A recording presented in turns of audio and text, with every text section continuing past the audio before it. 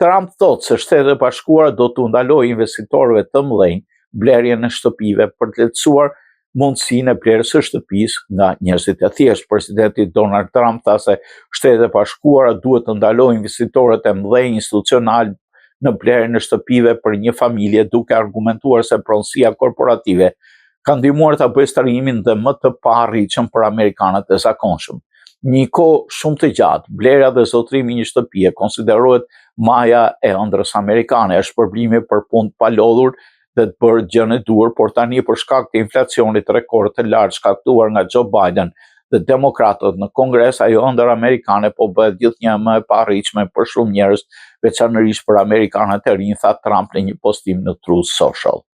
Edhe për këtë arsye edhe shumë të tjera që po ndërmerren menjëherë hapa për të ndaluar investitorët e mëdhenj institucional të blejnë më shumë shtëpi në një familje dhe do t'i bëjë thirrje Kongresit të kodifikojë këtë. Njerëzit jetojnë në shtëpi, jo korporatat, shtoi ai. Gjigantat e kapitalit privat, trustet e investimeve në pasuri të palujshme dhe investitorë të tjerë të mëdhenj institucional kanë grumulluar portofolet konsiderueshëm të shtëpive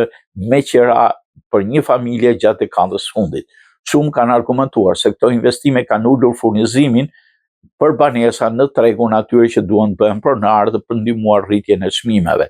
Invitation Homes, që është qiradhënësi më i madh i shtëpive një familjare në vend, aksionet ranë me 6%, aksionet e Blackstone, një kompani investimi që zotëron dhe jep me qira shtëpi një familjare ranë mbi 5%, edhe firma kapitalit privat Apollo Global Management ul në 5% të çmimi fillestar kombëtar i shtëpive ekzistuese një familjare ishte $426,000